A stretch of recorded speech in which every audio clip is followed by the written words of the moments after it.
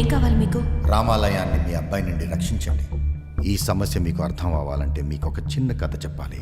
దాదాపు 50 ఏళ్ల క్రితం ప్రశాంతమైన ఒక పల్లెటూరు. నేటి రాజకీయ నాయకులు అధికారానికి దాసులైతే నాటి రామాపురం పెద్దలు మంజరికి దాసులై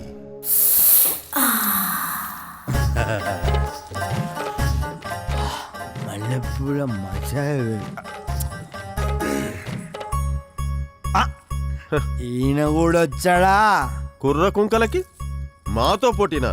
చా బహదూర్ గారు ఇంకా తమరిదే గొప్పలు అనుకుంటున్నారు.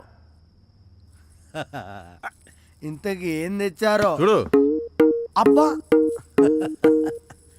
అబ్బో చాలా పెద్ద గొలుసే తెచ్చాడండి. ఇది నిజం బంగారమేనా? మీ తాహ తింతేనా?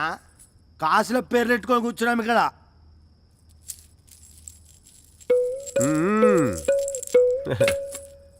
అబ్బా పొలాలు ఆక్రమించుకునే వాళ్ళు కూడా వచ్చారన్నమాట. పొలానికి పూలకి తేడా తెలుసుకోవాలి మరి. పొలానికి గట్లేసుడు కాదు, మంజరిని గెలవడం అంటే. ఓహో అబ్బా దళారులు కూడా వచ్చారు. చిచి దేశానికి దరిద్రం పట్టింది. పూటకి గతి లేదు కానీ పెళ్ళికి పల్లకి కావాలన్నాడంట. ఆయన మీ గురించి నాకెందుకులే, నాకొస్తుంది, నేను వచ్చిన. రసికరాజులకు స్వాగతం.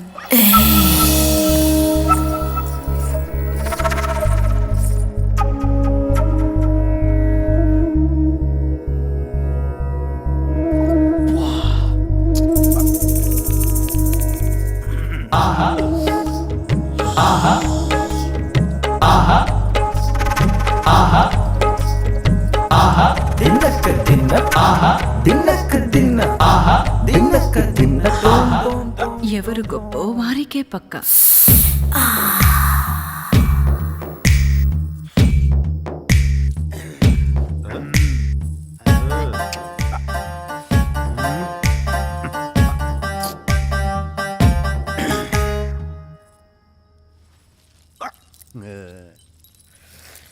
శెట్టి గారు తొందరపడుతున్నట్టున్నారు. అందరినీ పంపించేయమంటారా? నీదే ఆలస్యం. ఏం చేస్తున్నారు?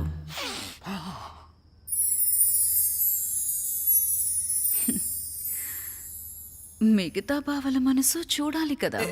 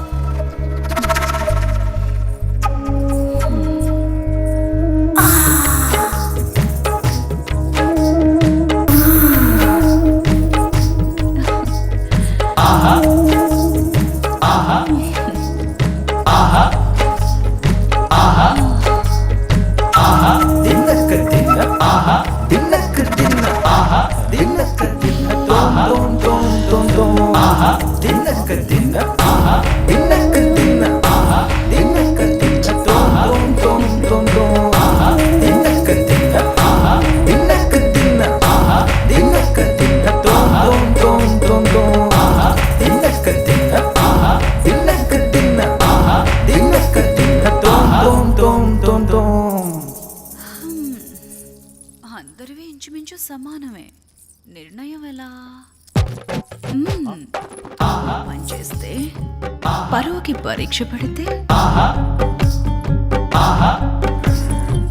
పరీక్షగా పెట్టుకో. వయసులో ఉంది నేనేగా. వేగులారా, బావల పరువు గురించి ఆరా తీసి వేగిరన్ రండి.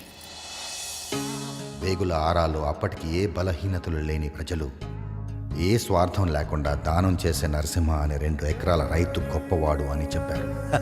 స్వార్థం లేకుండా దానం చేస్తే గొప్పోడైపోతాడా?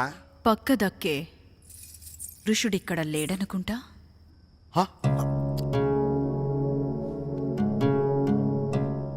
వసంతకాలం వరకు గడువు.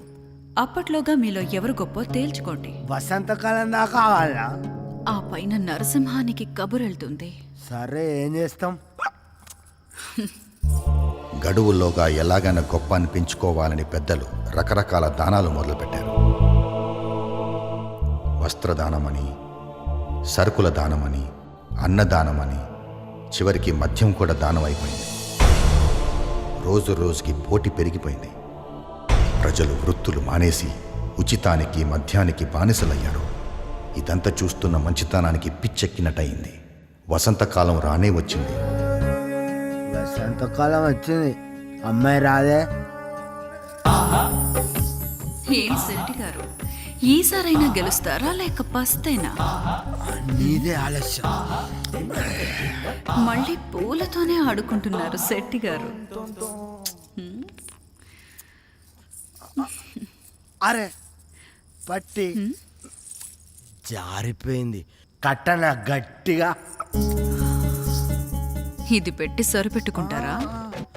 నాకు నువ్వంటేనే ఇష్టం.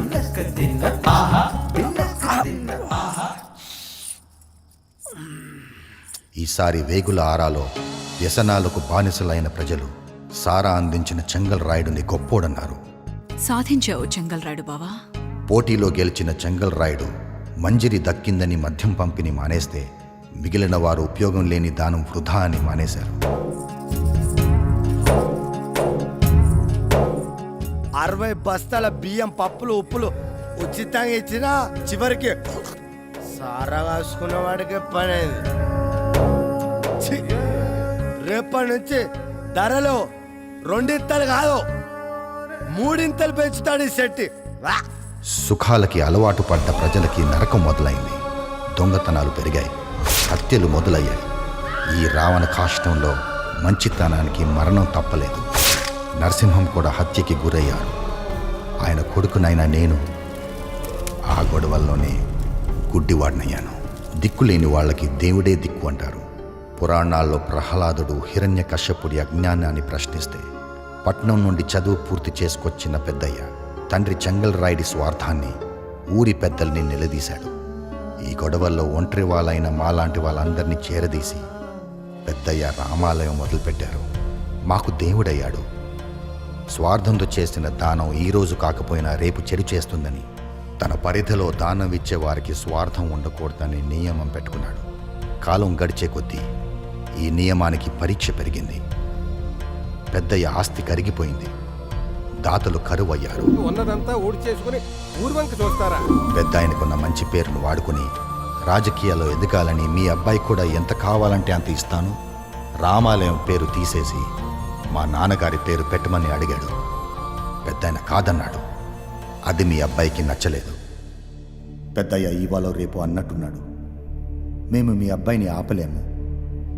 ఈ విషయాలన్నీ మీకు తెలిస్తే మీరేమన్నా చేయగలుగుతారేమోనన్న ఒకే ఒక ఆశతో వచ్చాను. చేయగలిగితే ఏమన్నా చేయండి, లేకపోతే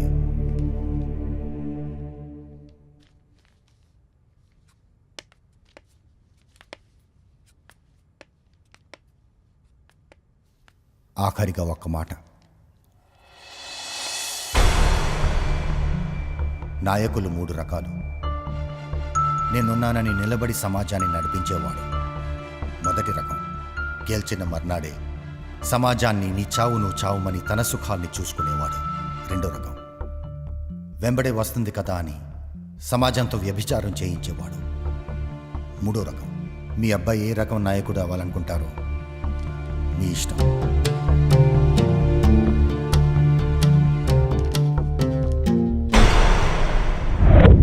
ఏరా రిపోర్ట్ మిస్ అయిందేంటి? మీకు పెళ్లి కార్డు రాలేదా? పెళ్లి కార్డా? రాము సార్ ఇక్కడ జానకితో పెళ్లికి రెడీ అయిపోయారు. ఏంట్రా పిచ్చి పిచ్చిగా ఉందా? రాము వెడ్ Janaki at temple. Good bye. Puri is waiting. Right, వీళ్ళ వల్ల కాదు కానీ మన వేరోజులో నుంచి సరే బావ, నువ్వు నలుగురిని తీసుకెళ్ళి రాముగాడి సంగతి చూడు. ఆ జానకి సంగతి, ఆ బావగాడి సంగతి నేను అలాగే చూస్తా. బావ.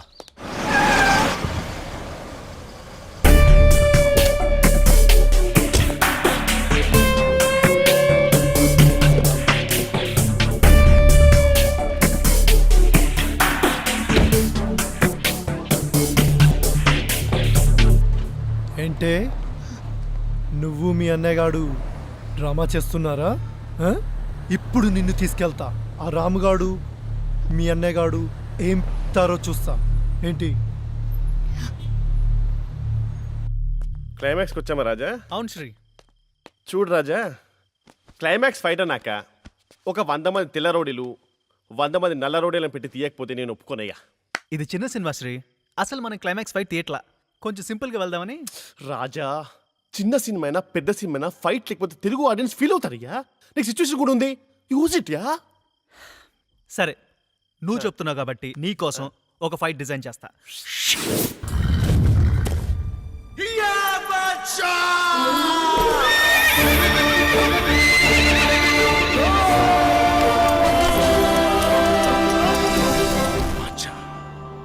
శివరాన్ని పరువు కాపాడాలరా. చల్.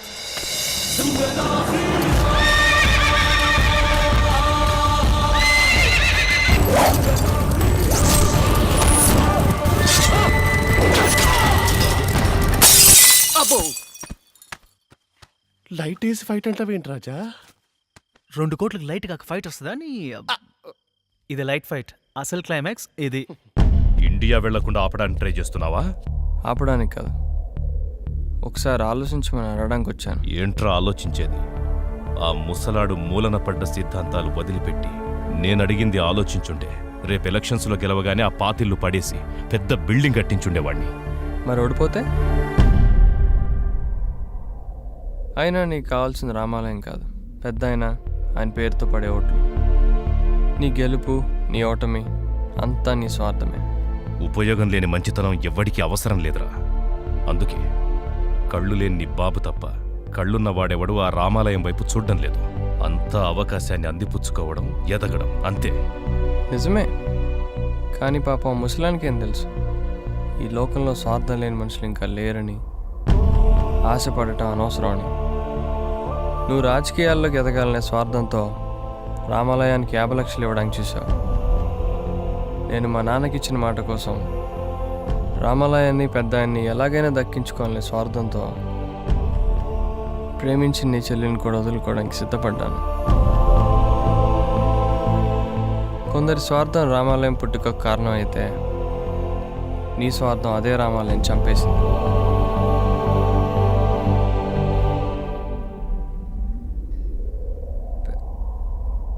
పెద్ద ఆయన ఇంక లేరు.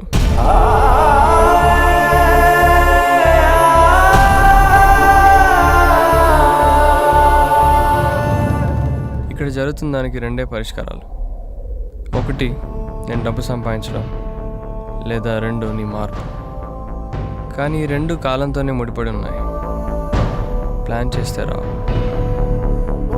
కానీ అదే కాలం చెడువైపు తొందరపడుతోందని గ్రహించలేదు. పెద్ద ఆయన కోల్పోయాం. ఇప్పుడు ఆ పిల్లలు అనాథలు కాకుండా ఉండాలంటే అది ఒక నీ వల్లే జరుగుతుంది. ఆలోచించు. నువ్వు నీ బాబుకు మళ్ళీ పనికిరాని కథలు చాలా చెప్తున్నావు. అయినా నాకు కావాల్సింది ఒక్కటే, నేను ఎదగాలి, నా ఫ్యామిలీ పేరు నిలబెట్టాలి, అంతే. పేరా? ఇలాగా? తల్లి జన్మనిస్తే తండ్రి దారి తప్పకుండా ఎదిగేలా చూస్తాడంటారు. కానీ తండ్రి పేరు చెప్పి దారి తప్పిన నిన్ను ఇప్పుడు నీ తల్లే మార్చాలి, చంప చెల్లుమనిపించాయినా.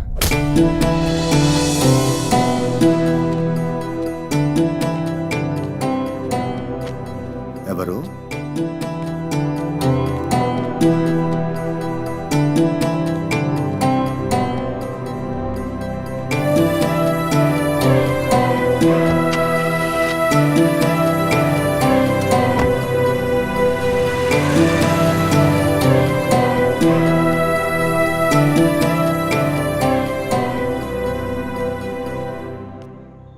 ఎవరిది? కాకి మారినట్టున్నాడు మనిషి. కాలం ఎన్ని మార్పులైనా తెస్తుంది.